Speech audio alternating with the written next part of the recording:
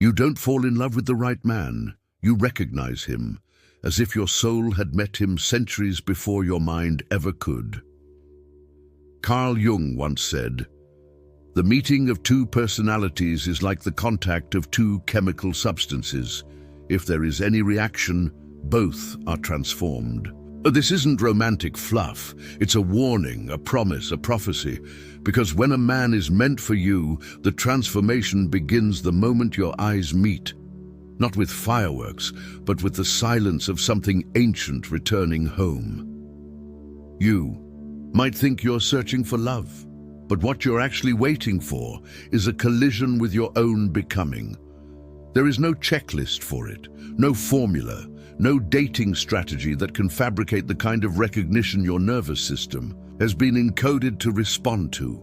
This is not about the good man, or even the perfect man. This is about the man who walks with the missing pieces of your psyche in his pocket, the ones you buried long ago in the dark of your girlhood. And when you see him, something irrational happens.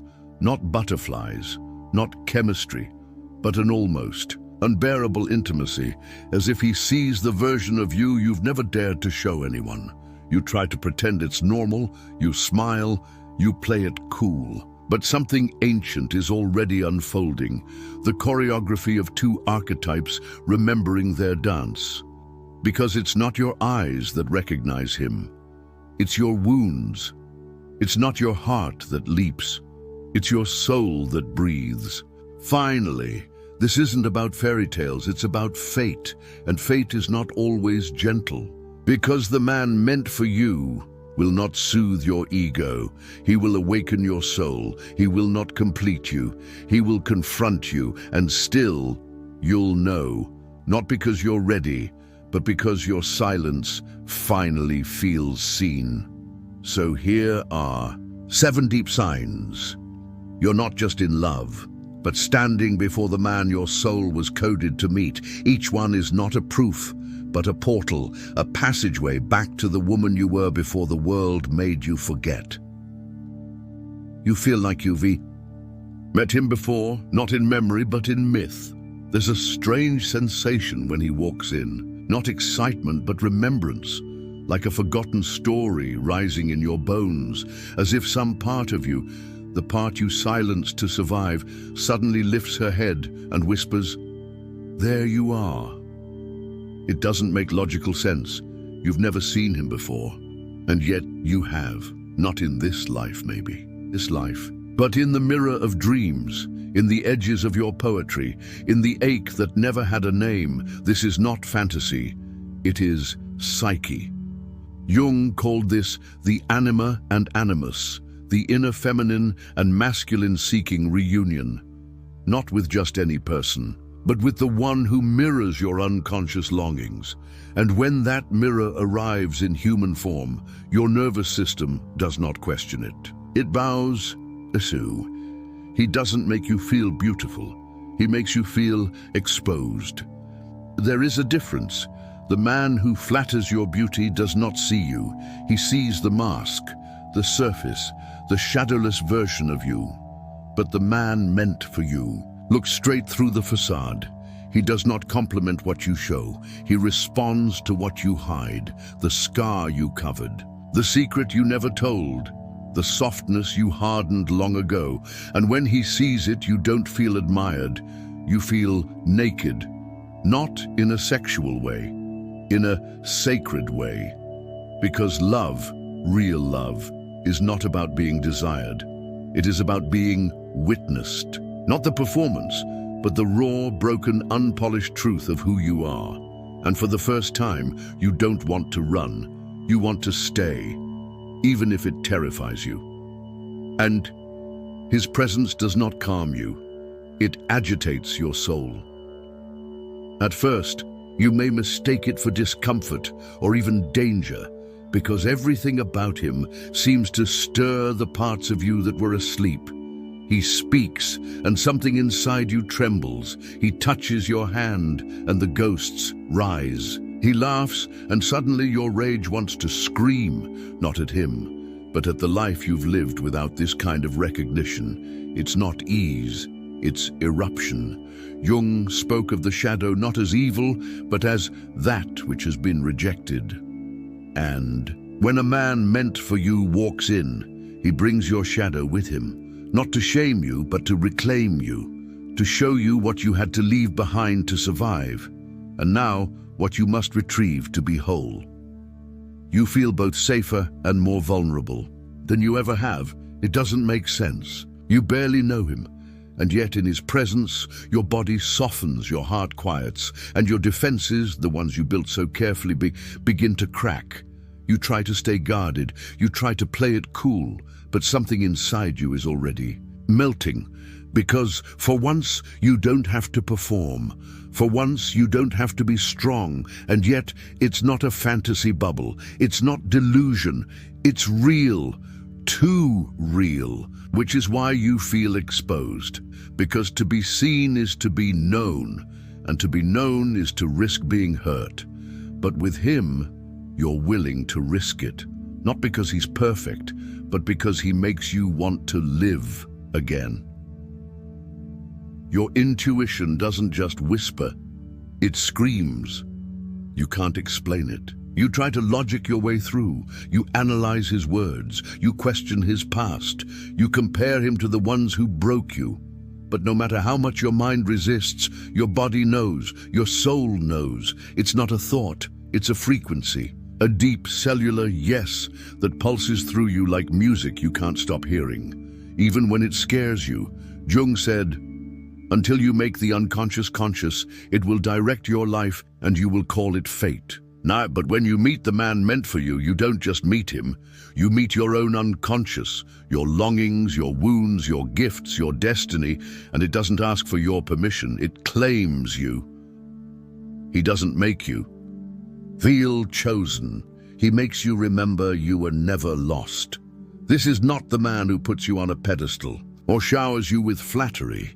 This is the man who looks into your chaos and doesn't flinch. The man who sees your broken parts and instead of fixing you, he honors them. Not because he's a healer, but because he knows you never needed to be fixed. You only needed to be loved where you were most ashamed, and in that gaze, something ancient returns. The part of you that always felt too much, too loud, too needy, too complex.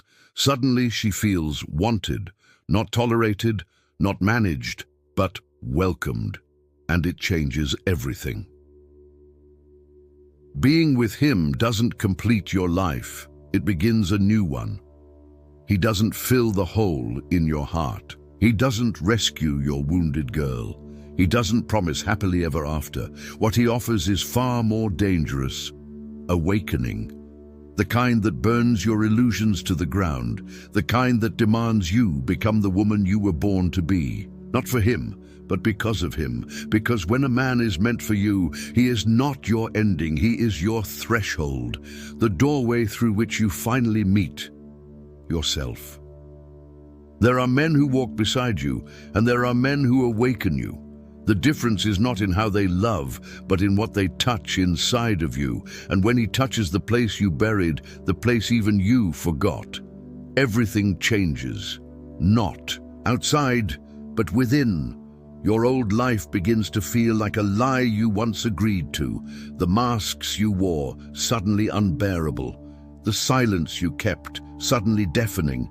It's not about needing him. It's about needing yourself and realizing he is the mirror that finally made that truth visible.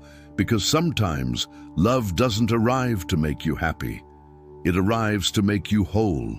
It arrives to break the pact you made with your numbness, to pull you out of your performance, to rip the bandages off the parts you've been too polite to reveal. And when that happens, it doesn't feel like falling in love. It feels like remembering you are alive. Here are 7 more truths about meeting the man meant for you, the man your psyche remembers, even if your mind has forgotten. He brings out emotions you didn't know you were still holding. Grief, rage, joy, terror, longing all at once, like a storm you didn't see coming. Not because he hurts you, but because his presence opens the vault, the one you locked when you were young, to survive. And suddenly all the feelings you stored away come rushing out. You cry without knowing why. You shake, you laugh, you ache. Not for him, but for all the versions of yourself you never got to be. This isn't dysfunction, it's discharge. The soul releasing what the mind repressed. The body catching up to a love that finally feels safe enough to let go. And in that release, something sacred is reborn. You don't want to impress him, you want to confess to him. Not your sins, but your truths, the ones you've hidden behind perfect hair, strategic silence, and carefully curated smiles. With him, you don't want to posture. You want to tell the truth about your fears, about your longing, about the time you broke your own heart just to be accepted. He doesn't demand this. He doesn't even ask. But something in you knows. If you don't speak, you'll never feel free. And for the first time, you want freedom more than validation. You want to be known more than you want to be desired. You want intimacy, not attention. And that changes the entire frequency of your love. 10. Your body feels both drawn and terrified, like it's touching sacred fire. There is nothing casual about it. His touch is not just contact, it's invocation, like something deep. Inside you, your soul, your lineage, your feminine knows this is not play. This is ritual, this is rite of passage. You may pull away, you may question your sanity, but your body keeps turning toward him, not because he is familiar, but because he is true. The fear is not danger, it is depth. The terrifying possibility that this time you won't abandon yourself, that this time love won't mean shrinking, that this time surrender won't be collapse, it will be rebirth. First, he doesn't offer you the world, he offers you your own reflection. And that is the most dangerous gift of all, because the world is easy to accept, but the truth of who you are, that's another story. He sees your fire and dares you to stop dimming it. He sees your softness and holds it without trying to fix it. He sees your power and refuses to control it. And suddenly, you are faced with the terrifying invitation to become fully yourself. No more hiding behind broken men. No more mothering your way into love. No more playing small to feel safe. He offers you a mirror and the choice to rise. 12. The connection defies logic, but deepens with presence. You try to explain it, to name it, to define it, but it keeps slipping through your fingers. It's not lust, it's not fantasy, it's not projection, it's energy. Sacred, wild, tender, ancient. And the more you stop trying to figure it out, the more you just be with it, the more it reveals itself. Not in grand gestures, but in small recognitions.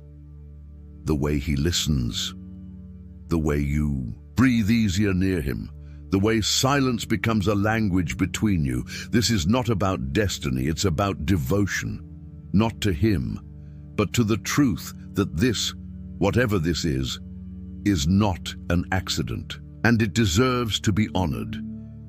He triggers your deepest wounds and holds the space while you unravel. Not because he is perfect, not because he is a therapist, but because he is present.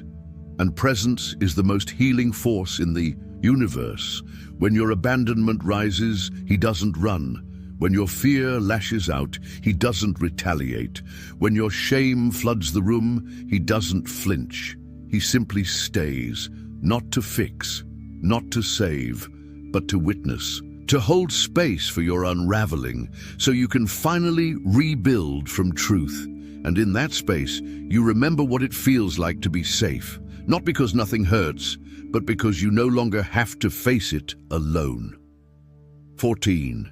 You become the version of yourself you always knew was buried inside, not because he changed you, but because he saw you, the real you, the wild you, the soft, radiant, uncontainable woman who lives beneath the roles you play. He doesn't try to define you. He doesn't clip your wings. He simply reflects the light you forgot you carried. And in that reflection you rise, not to become his dream woman, but to become your own. And this, more than anything, is how you know, because real love doesn't rescue, it reminds. It brings you back to the woman you were before you betrayed yourself for acceptance. We are taught to look for signs, compatibility, shared interests, stability, and yes, these things matter, but when it comes to the man meant for your soul, the signs are not logical. They are mythic. They live in the body, in the dreams, in the timing, in the way your voice changes when you speak to him, in the way you stop needing to hide, the way your rage becomes holy, the way your softness becomes a strength, not a liability. This is not just a man. This is an initiation. Here are the last 7 revelations. Not to convince you he's the one, but to help you remember that you are not crazy, not broken, not asking for too much. You are remembering what sacred love is supposed to feel. Like back to 15, you stop negotiating with your soul. Before him, you made deals with yourself. You compromised. You said, maybe this is good enough. Maybe I'm asking too much. Maybe I don't need to feel that alive. But after him, those deals fall apart because now you've tasted something real, something ancient, something that doesn't just touch your heart, but awakens your entire being. You can't go back to numbness. You can't pretend you didn't feel it. And even if he doesn't stay, even if the timing isn't right, you'll never again accept love that costs you your truth. 16. You begin to live in alignment with who you are becoming, not who you were. Meeting him is not just a love story. It is a death and rebirth. The woman you were begins to fade. The woman you're becoming starts to breathe. You start making choices that scare you, but feel right. You say no to old patterns. You stop playing small. You speak. You feel. You trust. And it's not because he tells you to. It's because his presence awakens the part of you who always knew this was who you were meant to be. And even if he walks away, she will remain.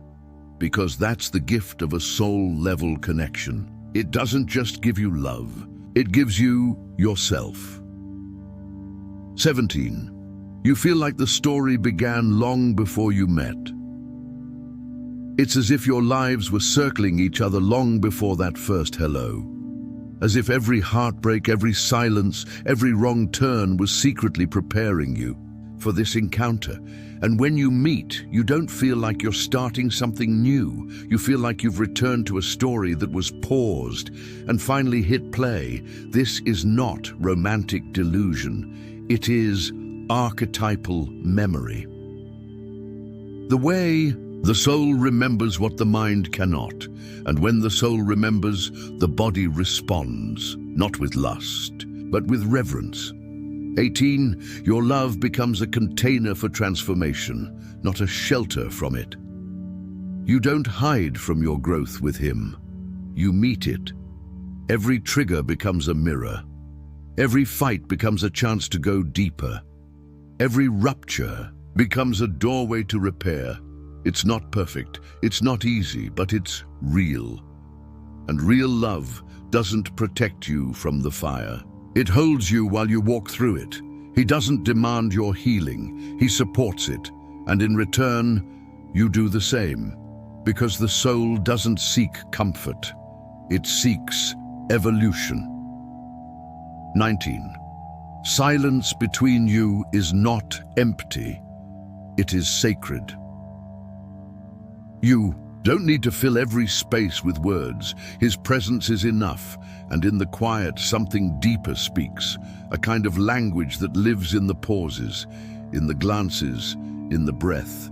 There is nothing performative, nothing rushed, just two beings remembering. And in that remembering you heal, not because you're fixing anything, but because being fully seen without needing to perform is the healing. You no longer chase, you choose. There is no desperation, no hunger, no game, just clarity.